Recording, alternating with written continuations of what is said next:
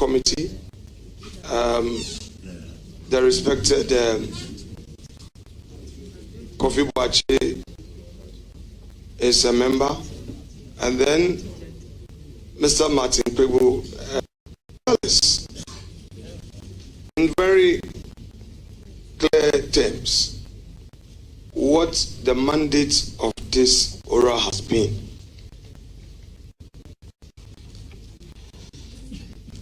Our mandate is exactly what Article 41F of the 1992 Constitution speaks of. And Mr. Chairman, with your permission, I'll read Article 41F. Article 41F provides, please do.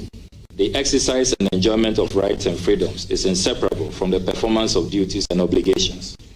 And accordingly, it shall be the duty of every citizen to protect and preserve public property and expose and combat misuse and waste of public funds and property, unquote.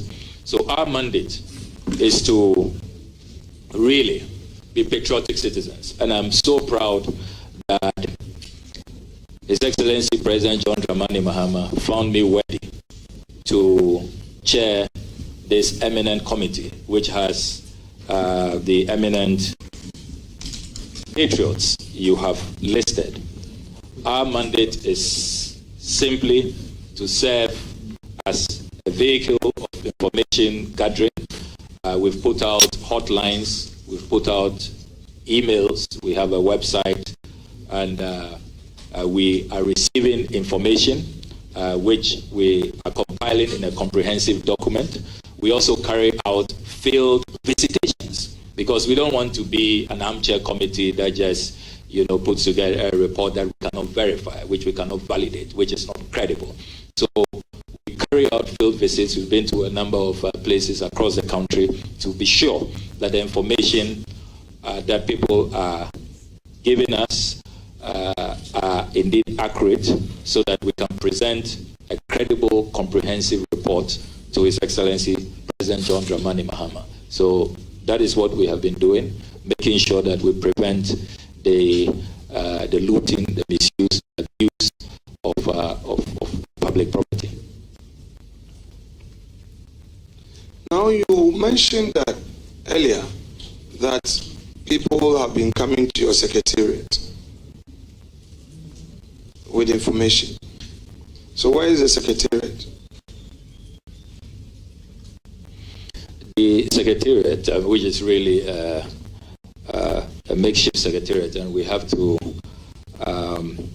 express our gratitude using this platform to Her Excellency the Vice President, Professor Nana Jino-Poku-Agyemang. We share her office with her. She generously, because she also believes, so passionately in oral, in protecting looting and protecting public assets.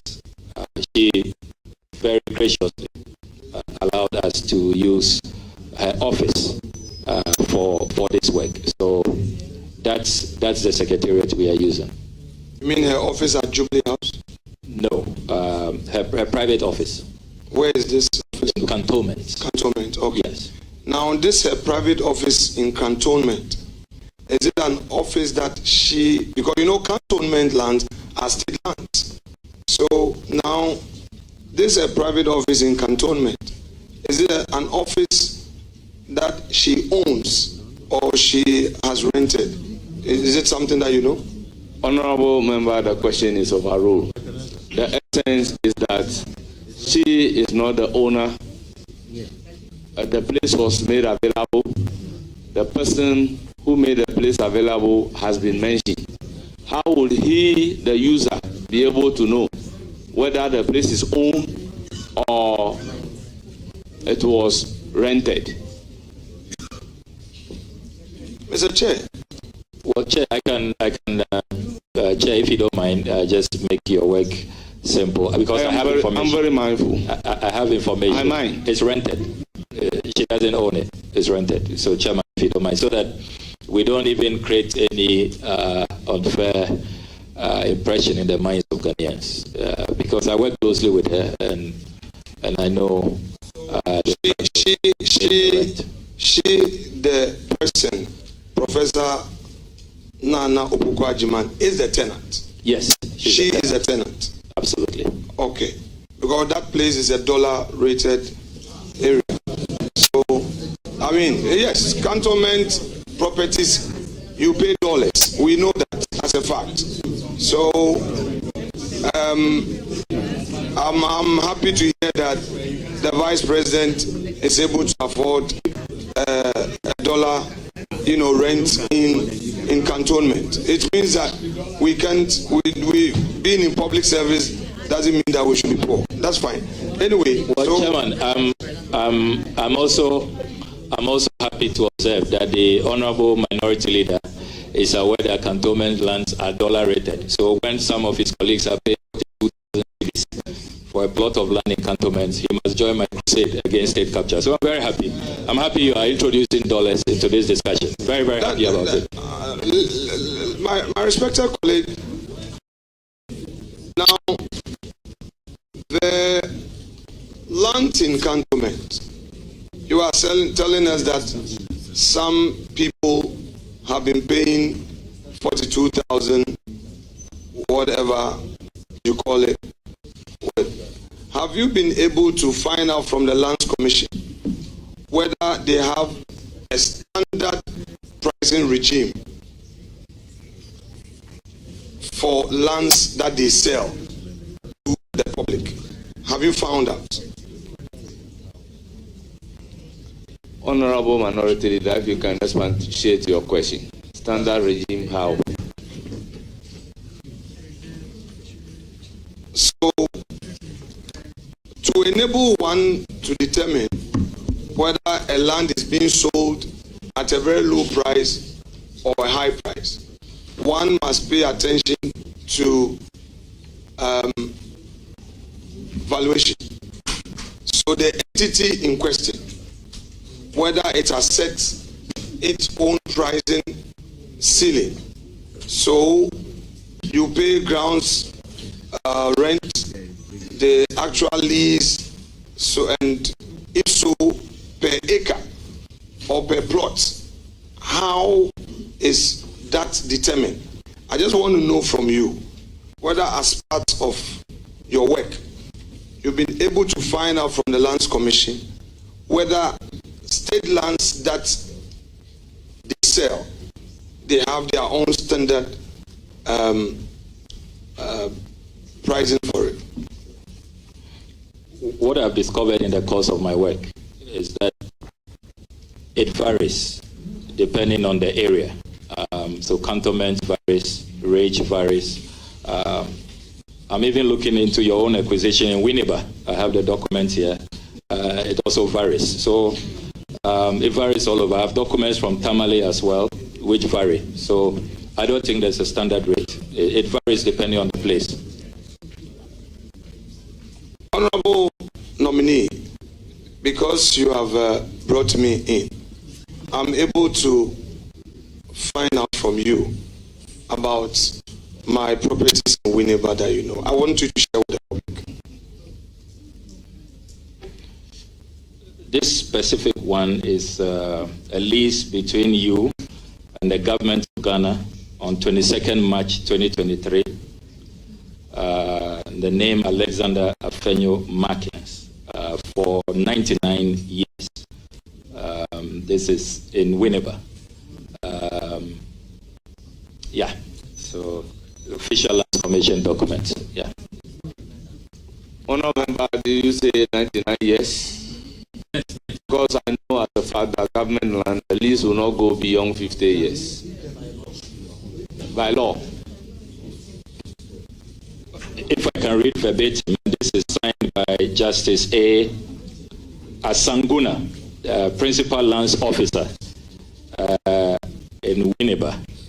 And the official search certificate indicates that the search applied for against the land edged red on the plan attached has been made with the following results. One, the site is not a state land but vested by virtue of LI 206 dated 21st November 1961.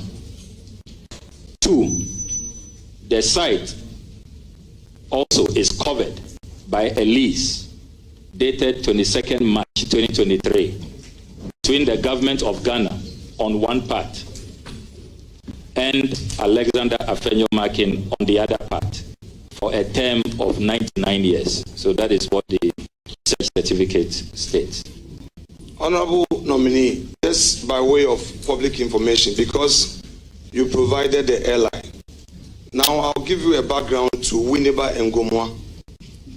Winneba and Gomwa have had a long period of land disputes. It went all the way to the Gold Coast Supreme Court. So the entire Winneba land, Kwame Nkrumah, just to bring peace between the people of Winneba and the people of Gomwa, came up with this executive instrument. There are two instruments. So in Winneba, every land is vested. All the villages and the Gomwa enclave as well. So I'm happy that you read the states. Yes. Oh, but the person read Roxanne. We are doing a serious exercise. I mean, if you guys want us to go the path of partisan politics, we would go there. No. I have been very gentle and respectful. Chairman, you need to talk to your.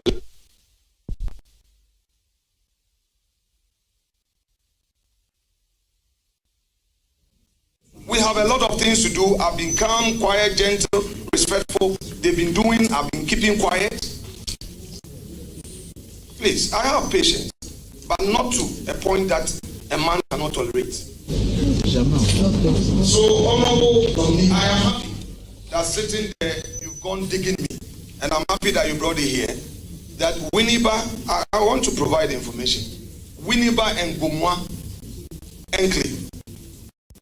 The chiefs, their lands were all annexed, and they are vested lands. So I'm happy that you read it.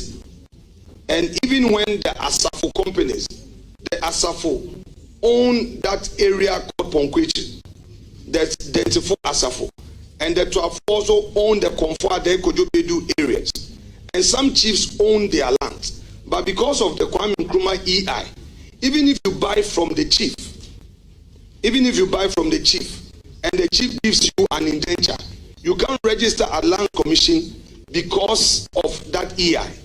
So everybody in Winneba would have to go and register through a lease with the state. So I'm happy you brought it up, and then I've just explained to you.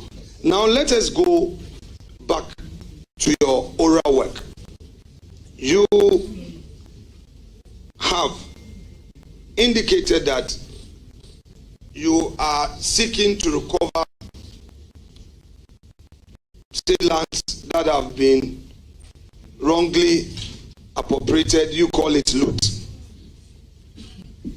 Now, are you looking at all state lands that were appropriated by individuals since 1992, or you are going way down to the 80s, 70s, or you are limiting yourself to recent years? Can you share some light on your mandate? Because you are seeking to recover, which is very patriotic. Honourable Member, I believe this will be in the mandate of So you should share with us. ORA. The nominee before us is being vetted for a position of a foreign minister. So, how relevant is the mandate of ORA to a position that the nominee is being vetted for? Chairman, don't start. I hold you. We are ready. They can go ahead and call your people. Chairman, you have the nominee himself spoke about ORA. The nominee himself stated in his CV, and I'm asking him questions about it. Then you say it is not relevant. Chairman, I'm pleading with you. I'm according you every respect. Let's have a smooth inquisition. Let's have a smooth inquisition. Honorable nominee, your work aimed at recovering state assets, lands that have been looted, etc. Which period are you looking at? His Excellency the President has made clear that looting is looting, and it doesn't matter when it occurred. Once information emerges that there was an unconscionable transaction, we should document it. Remember that I have said that our work is with phase 1, information gathering. When we have presented our report to the President, phase 2 will kick in. That's where the Attorney General will take control, and we'll be looking at the recoveries, the actual retrievals, and if there has to be even prosecution. Because remember that Oral's work is not only about property, we also have the financial aspect, the causing financial loss to the state. So it's a more broader concept than often it is made to look.